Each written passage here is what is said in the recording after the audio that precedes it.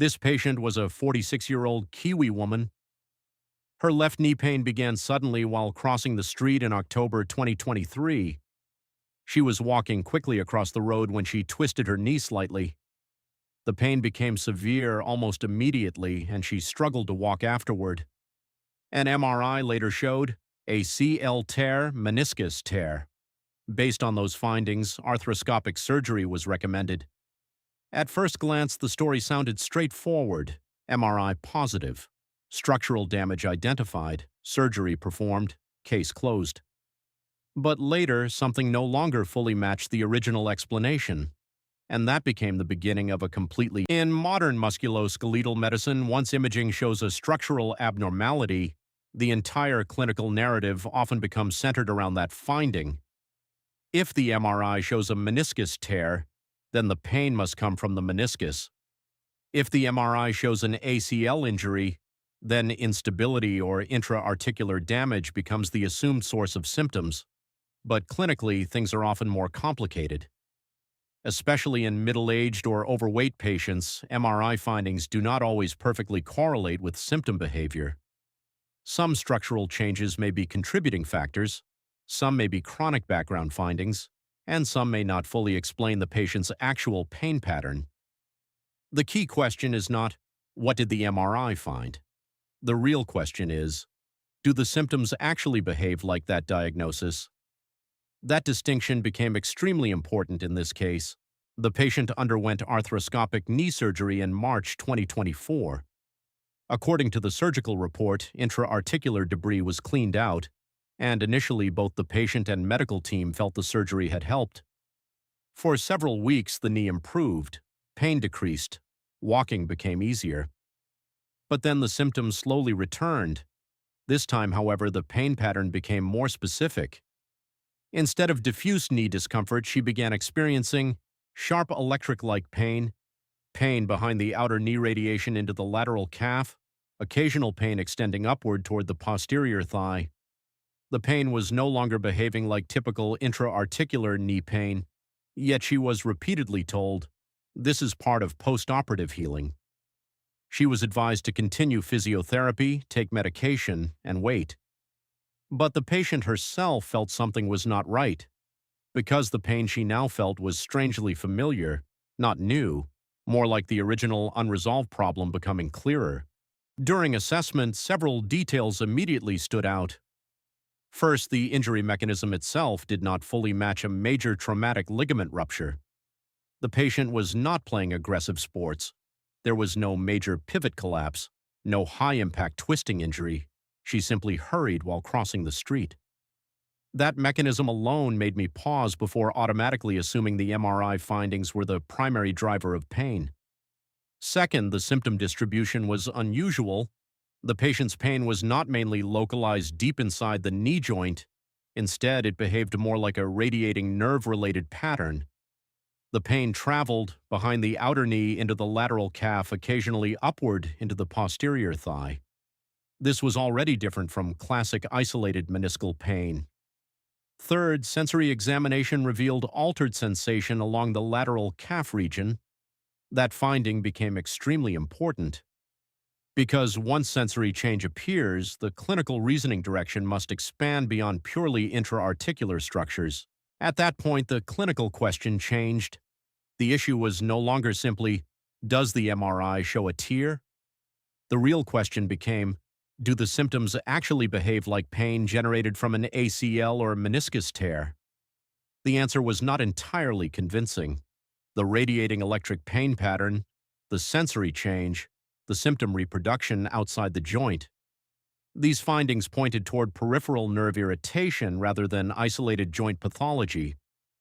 Further palpation revealed one particularly important structure, the lateral popliteal sulcus, a groove located behind the outer knee region. Pressing this area reproduced the patient's familiar radiating symptoms almost immediately. That became the turning point of the assessment.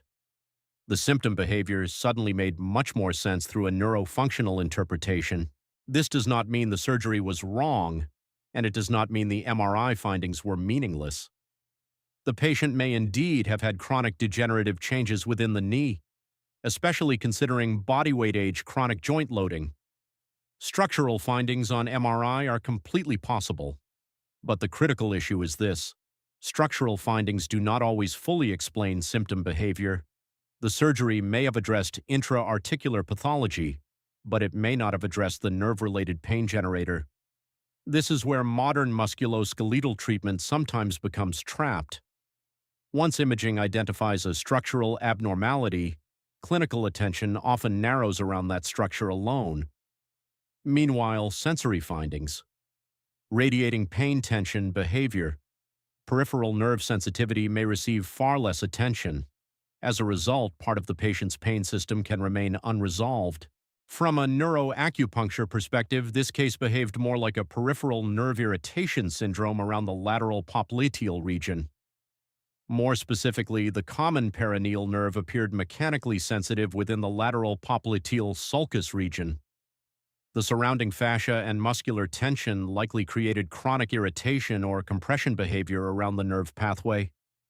This could explain the electric pain, the radiation pattern, the sensory alteration, the symptom reproduction during palpation. Importantly, the pain was behaving dynamically, not simply structurally. This is a major difference.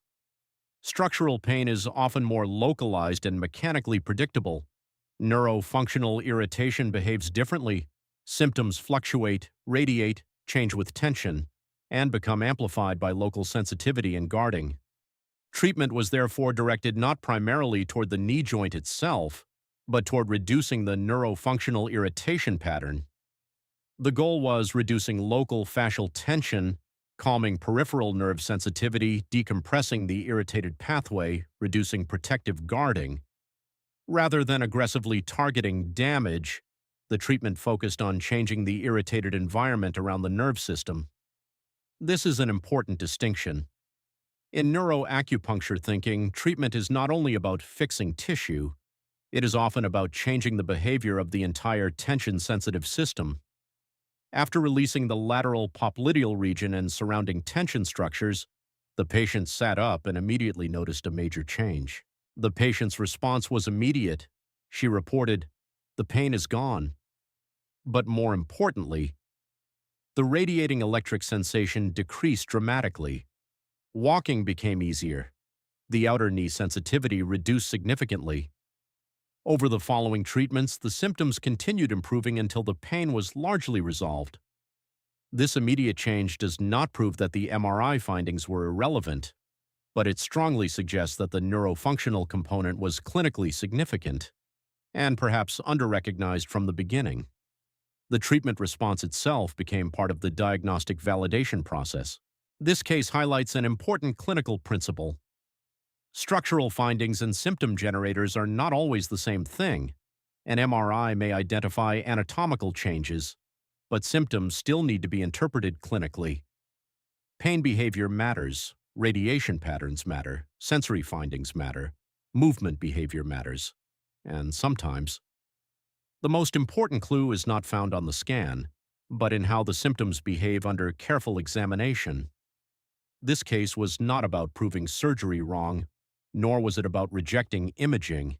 It was about recognizing that complex pain often has multiple overlapping layers, some structural, some neurofunctional, and unless symptom behavior matches the diagnosis, part of the real pain generator may remain hidden. That is where clinical reasoning still matters most. Thank you for watching. Dr. Huang Neuro-Acupuncture Clinical Review, PhD Win Acupuncture Clinic, Auckland, New Zealand. www.druin.co.nz